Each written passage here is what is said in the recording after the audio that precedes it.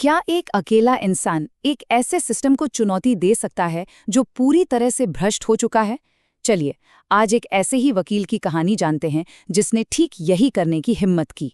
कहते हैं कानून अंधा होता है, जज नहीं। और ये जो बात है ना, ये एक बहुत बड़े केस के दिल में है।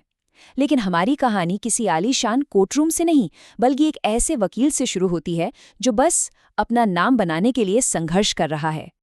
तो मिलिए जगदीश त्यागी से, उर्फ जॉली। मेरठ का एक छोटा मोटा वकील, लेकिन सपने बहुत बड़े हैं। देश की राजधानी दिल्ली में एक बड़ा नाम बनना है। एक तरफ है जॉली की हकीकत, मेरठ का एक छोटा सा टूटा फूटा ऑफिस, छोटे मोटे केस। और दूसरी तरफ है उसका सपना, दिल्ली की चकाचौंध, सुप्रीम कोर्ट में बहस और खूब सारी शोहरत। अब इस जमीन आसमान के फर्क को वो किसी भी तरह से मिटाना चाहता है। और जैसे ही वो दिल्ली पहुंचता है, उसे एक मौका दिखता है। एक high profile hit and run case जिसमें एक बहुत अमीर घर का लड़का राहुल दीवान शामिल है। केस तो वैसे बंद हो चुका है और उसे डिफेंड किया था शहर के सबसे बड़े वकील तेजिंदर राजपाल ने।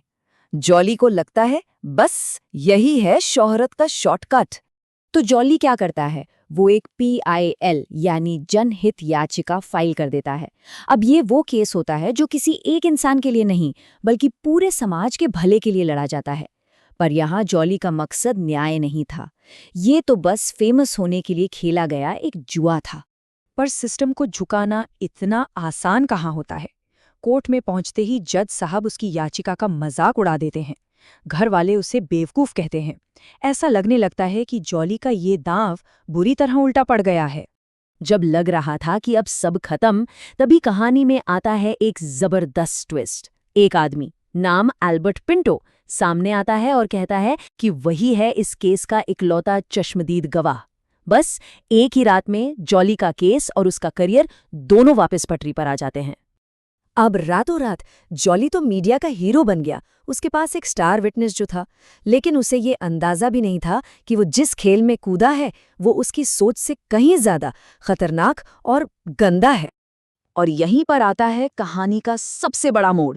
पिंटो खुद बताता है कि वो झूठा गवाह है।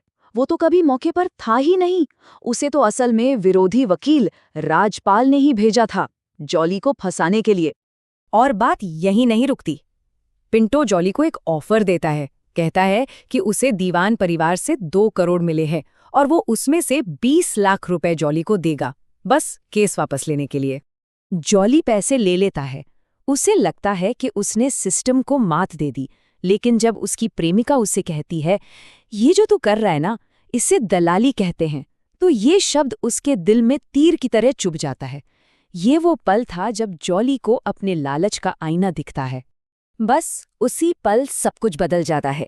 शर्मिंदा होकर जॉली रिश्वत के पैसे लौटा देता है और फैसला करता है कि अब वो ये केस लड़ेगा, लेकिन इस बार शोहरत के लिए नहीं, बल्कि सच्चे न्याय के लिए। अब जॉली वो वकील बनता है जो उसे असल में होना चाहिए था। वो असली मेहनत शुरू करता है जिससे वो अब तक बच रहा था। वो पुलिस का छुपाया हुआ वीडियो निकलवाता है, असली गवाहों को ढूंढता है, और फिर उसे एक ऐसा सच पता चलता है जो सबके होश उड़ा देता है कि एक पीड़ित जिसे मुर्दा बता दिया गया था, वो असल में जिंदा है। ये सिर्फ एक हिट एंड रन नहीं था, ये तो एक बहुत बड़ी साजिश थी जिसमें पुलिस भी मिली हुई थी। तो अब मंच तैयार था फाइनल बैटल के लिए। एक तरफ था जॉली जो अब बेजुबानों के लिए न्याय चाहता था, और दूसरी तरफ था राजपाल जो अमीरों को बचाने के लिए सिस्टम का हर हथकंडा जानता था। ये बहस सिर्फ एक केस की नहीं थी, ये 2 अलग अलग सोच की लड़ाई थी। राजपाल कहता है, फुटपाथ पर सोगे तो मरोगे ही। तो जॉली जवाब देता है, लेकिन फुटपाथ गाड़ी चलाने के लिए भी नहीं होते, ये कानून है। एक तरफ अमीरों को बचाने की दलीलें थीं, तो दूसरी तरफ गरीबों के हक की आवाज। और अपनी आखिरी दलील में जॉली सिर्फ एक वकील नहीं रह जाता, वो उन सब लोगों की आवाज बन जाता है जिन्हें सिस्टम ने हमेशा नजरअंदाज किया। वो सबको याद दिलाता है कि भारत का संविधान हर एक नागरिक को न्याय का अधिकार देता है, चाहे वो अमीर हो या गरीब। और फिर वो होता है जिसकी किसी को उम्मीद नहीं थी। जज सारे सबूतों और जॉली की दलीलों को सुनकर एक ऐसा फैसला सुनाते हैं जो इतिहास बना देता है। अमीर और ताकतवर राहुल दीवान को दोषी करार दिया जाता है। भ्रष्ट पुलिस वाले को नौकरी से निकाल दिया जाता है। आखिरकार न्याय की जीत होती है।